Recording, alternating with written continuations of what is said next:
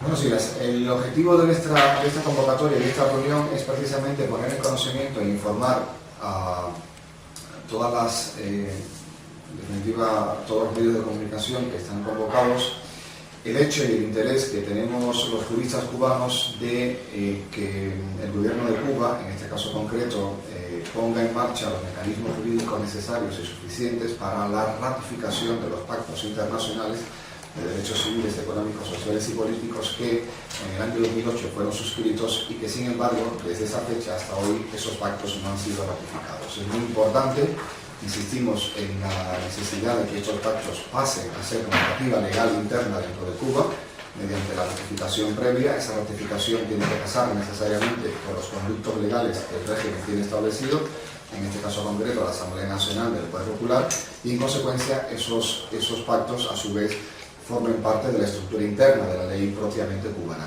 En consecuencia con ello, dichos pactos tienen necesariamente que propiciar una reforma constitucional que facilite que aquellos mecanismos que en la ley suprema cubana impiden, obstaculizan y ponen un valladar al hecho de que se puedan reconocer efectivamente esos pactos, sean hoy efectivamente una realidad jurídica, no una mera entelequia legal, que es lo que en definitiva el régimen cubano mantiene sine die el hecho de esa firma de pactos sin que su ratificación pase a ser parte de su normativa legal interna. En consecuencia con ello, esto es un llamado a su vez a la comunidad internacional, específicamente a la Unión Europea, que quiere de una manera sui generis quiere de alguna manera facilitar las relaciones comerciales y económicas con Cuba de una manera bilateral, pasando por alto los criterios establecidos de la posición común, criterios que en su caso requerían previamente un avance serio en los derechos humanos en Cuba, avance que efectivamente no se ha cumplido hasta ahora y que en consecuencia con ello la ratificación de estos pactos, que es lo que nosotros estamos proponiendo, es lo que debe a su vez facilitar y propiciar que efectivamente esta situación se produzca de una manera real. Y en consecuencia la exigencia a Naciones Unidas a través de la Unión Europea de que Cuba sea ratificadora de estos pactos, toda vez que son pactos internacionales que en derecho público, internacional público, tienen una capacidad de acción muy importante. Me acompañan en esta mañana y damos gracias y agradezco también la presencia de ambos, en este caso del doctor Raúl Risco y de Beisán Godoy, también jurista, ambos cubanos, residentes en Cuba, por la parte de Beisán Godoy de la Asociación Jurídica Cubalex y por la parte del señor Risco de la Asociación Jurídica de Pinar del Río, y que tendrán a bien informarnos y darnos una opinión más directa de la realidad cubana, de los conflictos jurídicos que se están generando en Cuba, de las exigencias y requisitos o requerimientos que son necesarios poner en marcha para que estos pactos sean realmente una realidad jurídica, insisto, y que en este caso la opinión de ellos, mucho más directa desde La Habana, puede ser efectivamente, y desde Pinar del Río pueden ser efectivamente mucho más ilustrativas para el objetivo que estamos hoy requiriendo. Y sin más, doy las gracias y doy la palabra a cualquiera de ellos dos que decida tomarla a título primario. Bueno, muchas gracias por haberme invitado. Le agradezco al Observatorio Cubano de Derechos Humanos, agradezco principalmente al Instituto de Humaneza también por haber permitido que yo estuviese acá en Madrid. Agradezco a la prensa aquí presente, agradezco al amigo Ernesto Gutiérrez, a mi colega también Raúl Risco de Cuba. Ante todo tenemos que tener en cuenta que a pesar de las supuesta apertura que ha tenido el Estado cubano hacia la ciudadanía, realmente no existe una norma ni garantía legal que garantice los derechos fundamentales, garantice también la libertad de los ciudadanos cubanos, ¿no? Derechos como la libertad de expresión, libertad de asociación, libertad de prensa, de pensamiento, sufragio activo, hoy por hoy no pueden ser ejercidos por sus ciudadanos. Es el punto que en Cuba no hay un Estado de Derecho, no existe la tripartición de poder. Suponer un Estado de Derecho es tener un pluralismo político, es tener también una igualdad, una libertad de los ciudadanos cubanos, tener también la cuestión de la libertad. Entonces, eso nos traería consigo que existiera soberanía. Pese a que en la Constitución cubana reconoce en su artículo 3 la soberanía, que descansa en el pueblo y es de él, de quien dimana todos los poderes del Estado, realmente no puede ser, el ciudadano cubano no es el soberano, no es realmente el legítimo, debido a las circunstancias que anteriormente les explicaba. Nosotros necesitamos imperiosamente que los pactos internacionales de derechos civiles, políticos, económicos, sociales y culturales sean ratificados. Ya fueron firmados en el 2008 por su ex ministro, canciller, ministro de Relaciones Exteriores. Actualmente necesitamos que esos pactos sean ratificados. Por el simple hecho de que ratificar los pactos traería consigo, de acuerdo a como hablaba mi colega, en derecho internacional, la aprobación, implementación de estos pactos, y una vez más entonces se harían vinculantes, pero para ser vinculante también debe sufrir la Constitución cubana una reforma que bajo este tipo, orden político, modelos políticos, sociales establecidos en Cuba, es imposible. Creo también que necesitamos ya de una reforma constitucional del ciudadano, que el ciudadano se empodere, que el ciudadano exija cambios al gobierno. Esto nos lleva a un camino más importante y a la vez más difícil para muchos colegas nuestros, casi imposible. Vuelvo y repito, una reforma constitucional.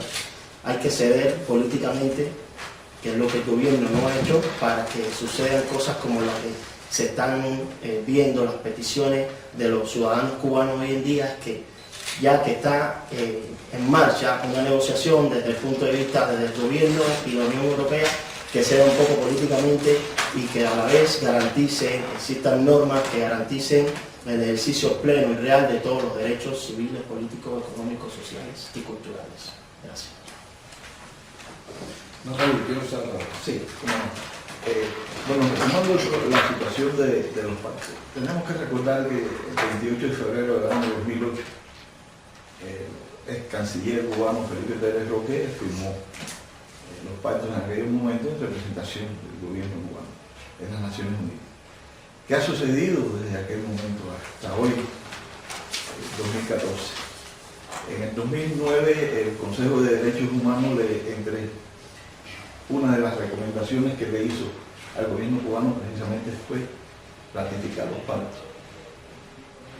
El gobierno cubano en aquel momento la respuesta que le dio fue la misma que el año pasado, en el 2013, que volvió el Consejo de Derechos Humanos a recomendarle al gobierno cubano la ratificación de ambos pactos de derechos humanos.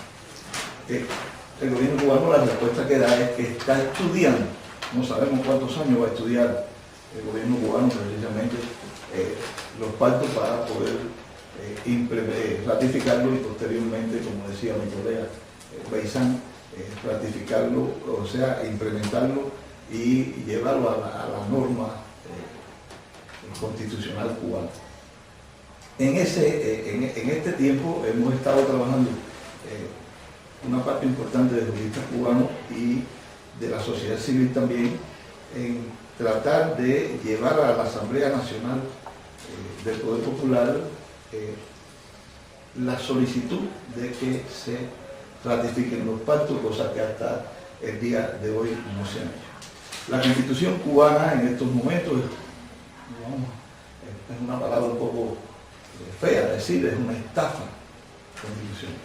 Es una estafa por cuanto los derechos fundamentales que otorga en algunos artículos, después en otros, en ese mismo artículo, los condiciona, los limita, los anula. Y el artículo 53, por ejemplo, que habla de la libertad de expresión y de prensa, en ese mismo artículo los condiciona, solo a los fines de la sociedad social. O sea, quien piense en otro tipo de sociedad, que no sea la sociedad socialista, es punible, y así lo establece el artículo 62 de la Constitución. Como decía mi colega Beizán, en estos momentos también estamos enfrascados en tratar de lograr una reforma constitucional. Una reforma constitucional donde hemos comenzado ya a dar los primeros pasos en la elaboración de un proyecto de reforma constitucional que llevaría a nuestros pueblos realmente a un país donde exista un Estado de Derecho, donde se respeten las libertades fundamentales del pueblo cubano que, como todos saben, están totalmente confiscados todos los derechos y libertades. Uno de los principios del derecho es la igualdad ante la ley, el respeto o sea, que prime la ley y sin embargo eso no existe hoy en Cuba. Esa es la situación que estamos viviendo nosotros allá en Cuba y en eso estamos enfrascados en todo esto, menesteres, en todos estos trajines y estamos pidiendo a la comunidad democrática internacional que nos apoye, les estamos pidiendo a la Unión Europea y ahora al grupo que ya comenzaron las primeras conversaciones el día 29 y 30 de abril en La Habana el grupo que está conversando con el gobierno cubano, que lleve, o sea, tengan en cuenta, tengan presente entre los puntos a negociar para la suspensión definitiva de la posición común, que al final es un hecho ya consumado, que se tenga en cuenta el problema de los pactos, la ratificación de los pactos y la implementación de los mismos en la normativa legal cubana. Dicho ello, nos ponemos a vuestra disposición para cualquier pregunta que estiméis oportuna que sea necesario contestar. Vale, yo preguntaba a los tres, ¿realmente consideras que en este nuevo acuerdo que se está negociando político de la Unión Europea en Cuba es posible que el gobierno cubano deje de estudiar estos pactos y los ratifique? O sea, ¿tenéis esperanzas o tenéis una visión muy negativa sobre esto? Porque negociar con ellos es imposible, ya se ha visto a lo largo de la historia. Ernesto. Bueno, efectivamente, nuestra misión es exigirles que esos pactos sean ratificados, porque si la posición común ponía como condicionante el hecho de que los derechos humanos tenían que ser necesariamente una premisa de mejora y de respeto y de garantías en Cuba para que esa posición común fuese levantada, precisamente estos pactos propician que esa posición común en cuanto a los derechos humanos sean realmente implementados, de tal visa que si esos pactos no forman parte de ley interna cubana mediante una ratificación previa, no se pueden poner en marcha los mecanismos de respeto a los derechos humanos que son precisamente la condicionante necesaria que requería previamente la posición común. De esta manera, la bilateralidad de las relaciones de la Unión Europea con Cuba, que es el requisito que, digamos, es un subterfugio jurídico que bordea la posición común, debería precisamente incidir y de alguna manera, digamos, requerir del gobierno cubano al menos los pactos que firmó, porque la firma de un pacto es una voluntad manifiesta.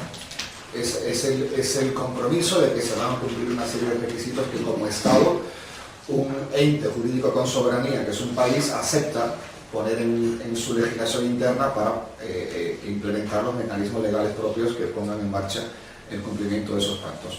En Cuba, precisamente, no hay una voluntad real de que se ratifiquen esos pactos. De esta manera hay que requerir, hay que exigir, hay que reclamar los derechos conculcados, como decían mis compañeros, para que precisamente si se bordea la posición común, no se deje de lado los derechos humanos. O sea, que dependerá también de la actitud de ciertos eurodiputados, ¿no? Porque obviamente... Evidentemente ahí tiene que haber, y como bien sabéis, hay grupos parlamentarios, grupos políticos en el Parlamento Europeo que prefieren una relación bilateral con Cuba sin exigir el cumplimiento de estos pactos, sin requerir el cumplimiento previo de los derechos humanos, y que precisamente tienen una presunción de que el gobierno cubano hará una tolerancia sobre determinados requisitos que se están exigiendo, pero que no van recogidos en la implementación de estos pactos, con el cual será letra, prácticamente papel mojado en letra no impresa, que en definitiva no cumpla lo que se le está requiriendo. En fin de cuentas, lo que se quiere es que los derechos humanos de los cubanos pasen a ser elemento relacionado y vinculante a cualquier relación económica. Nadie quiere que no existan relaciones económicas, nadie obstaculiza el buen flujo de la libertad empresarial y de la libertad económica entre países y entre empresas en general. Pero qué duda cabe que cuando tú negocias con un país que no respeta los derechos humanos, estás minusvalorando la existencia de la sociedad civil y preponderando el ejercicio del poder del gobierno que no lo cumple. Yo coincido totalmente con mi colega Ernesto, porque realmente la cuestión de los pactos es tan complicada que no basta la intención. Con la firma no solamente se resuelve la situación de los derechos humanos, las violaciones de derechos humanos en Cuba. Para eso necesitamos la ratificación, ¿no? Cuba durante muchos años ha heredado la habilidad política de firmar muchos pactos, tiene más de 50 pactos y convenios internacionales firmados, los cuales la mayoría no ha ratificado.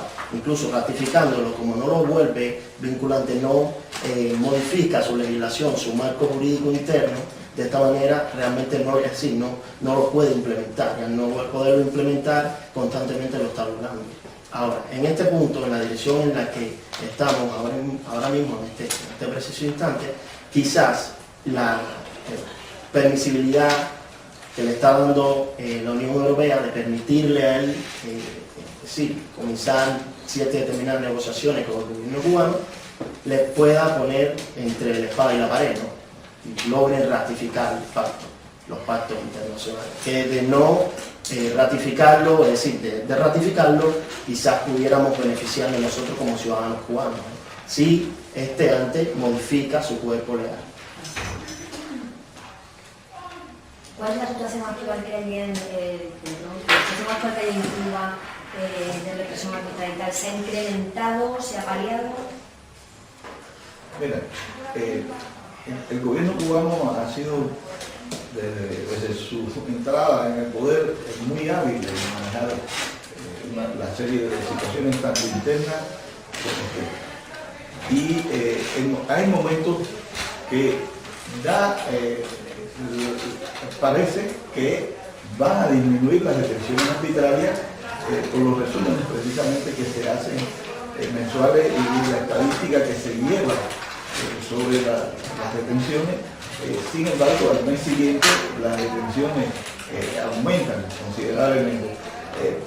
Momentos, por ejemplo, cuando la CELAC estuvo allá en nuestro país, en esos días las detenciones disminuyeron en algunos lugares y aumentaron en otros. Ahora, con la situación de la conversación entre la Unión Europea y Cuba, hay momentos también que ellos flexibilizan la cantidad de detenciones, o sea, permiten que la oposición pacífica haga algunas reuniones o algunas actividades, pero en marco cerrado, o sea, que no puedes hacer ninguna actividad pública porque es reprimida. O sea, ellos han sido muy hábiles, como han sido hábiles en esta situación de los pactos, de siempre decir, no, estamos estudiando, se harán catedráticos en el estudio de los pactos, pero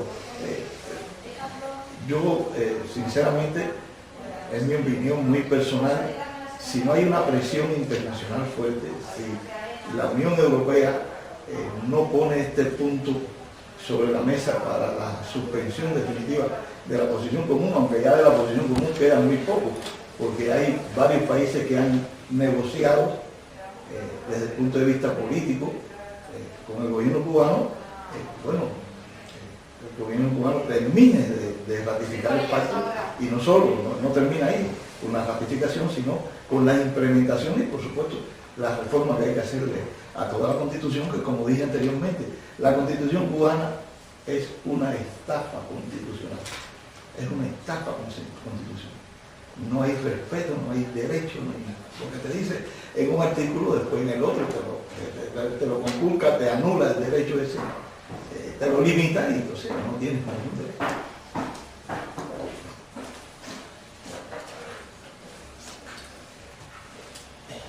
Uno de los puntos en el cual el gobierno cubano se beneficia con la cuestión de los pactos a la hora de dar esta respuesta no política, de que están estudiando la posibilidad de ratificar los pactos, es la cuestión de las mismas leyes. Las mismas leyes como tal le amparan. La Constitución cubana es una constitución política.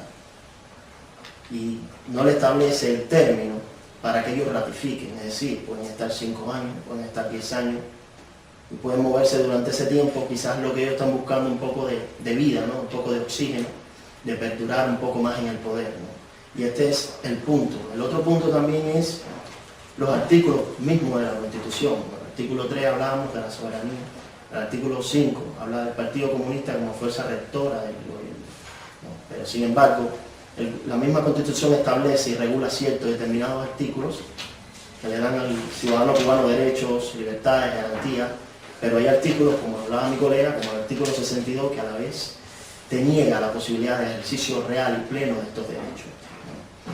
Tenemos la Constitución cubana, tiene ciertos determinados artículos, como el artículo de la ley electoral, el artículo de la reforma constitucional, que casi es un camino sin salida. Hablaba el amigo Ernesto Gutiérrez, él decía que es imposible, claro, ¿no? La única manera, después que tenemos un país que la soberanía ha sido robada, ha sido secuestrada por el gobierno, el único camino que nos queda es una ley política, una ley que nos invite a que, y les obligue a ellos a ratificar, no solamente a firmar, sino a ratificar los pactos internacionales y convenios internacionales.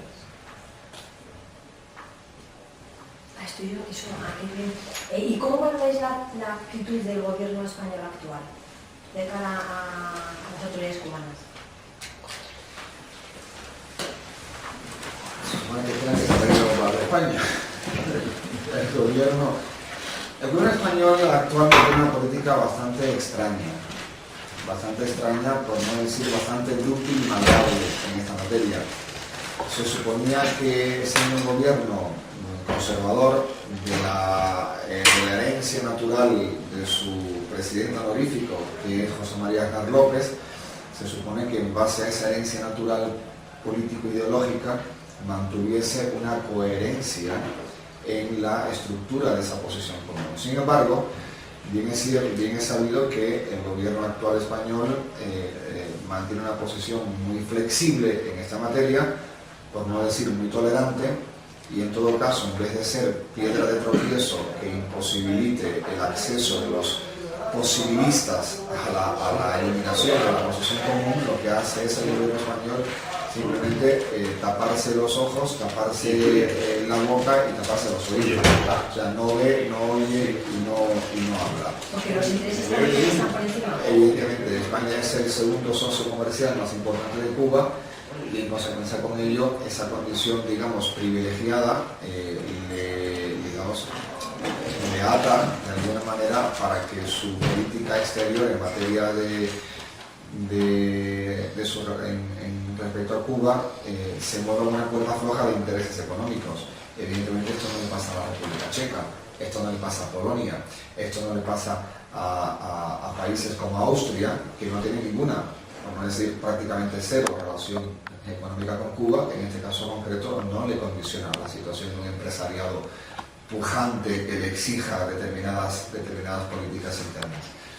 En este caso, y termino, España, y quiero incidir en esto, debería ser un motor de requisitos dentro de el Parlamento, dentro del Partido Popular Europeo, dentro precisamente de lo que es el Comité de las Regiones de la Unión Europea, donde el tema de América Latina, España es prácticamente el portavoz fundamental. Pues en ese Comité de las Regiones, en el Partido Popular Europeo, España debería ser un baluarte de la defensa de los derechos humanos en Cuba, como mismo nosotros nos gustaría que España siguiese profundizando en mejoras legales y mejoras constitucionales que faciliten que la vida en España para todos los españoles sea en equidad y equilibrio. En ese caso, los mismos criterios de respeto a los derechos humanos que se tienen en España los queremos para Cuba. Exactamente igual. ¿Y ellos creen que, vosotros que vivís ahí en Cuba, creéis que ha sido necesario el acercar posiciones dentro de todo lo que es las diferentes formaciones de oposición interna, o sea, diferentes formaciones que ejercen la oposición interna en Cuba? ¿No se ha tardado el tiempo en estimar necesario hacer un gran frente y una gran unidad para llegar a conseguir, o sea, lo digo por la última reunión que ha habido aquí en España y tal, en Casa de América, pero no habéis tardado un poco la oposición en tomar esa decisión? Porque también va a hacer fuerza, está claro. y ahora mismo sí que podéis ser respetados y considerados por las autoridades cubanas, una vez que os habéis unido, pero no habéis tardado mucho en tomar esta decisión, pienso yo desde fuera. Yo creo que el respeto realmente, políticamente hablando, se gana por la capacidad desde el pluralismo, desde la diversidad de ideas y desde lo que uno pueda realmente presentarle al pueblo, ¿no? Al ciudadano cubano que es el principal protagonista de estos cambios. Creo que lo que sucede en este punto es que recordemos que hasta el 2013, enero del 2013, el cubano no podía viajar. Ya a partir del 2013 ha habido un reconocimiento social a nivel internacional de la sociedad civil cubana. Hemos obtenido, por verlo en un punto, recursos y hemos obtenido influencias políticas que antes no se tenían. Ya en este punto donde estamos, en este camino donde nos encontramos, ya se hace casi imposible negociar la situación de Cuba sin tener en cuenta la presencia, por lo menos, de voceros, por lo menos de interlocutores de la sociedad civil cubana.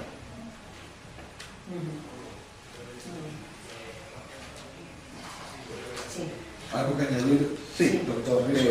yo quisiera añadir algo más a lo que ha dicho el colega Beizán, y es precisamente que en estos momentos estamos en un punto en Cuba que se está logrando mucha mayor unidad entre la oposición pacífica, y eso está dando la posibilidad de que una concertación de criterios que se deben manejar. Y por otro lado, lo que decía Beizán, estamos tratando, y aquí mismo el observatorio le ha pedido a la señora Catherine Ashton que se incluyan dentro de las conversaciones estas de la Unión Europea, gobierno cubano, también una representación de la sociedad civil cubana, para que no sea solo el gobierno, sino también que alguien que represente los intereses reales del pueblo cubano, vamos a hablar en este término, esté presente allí en esta conversación.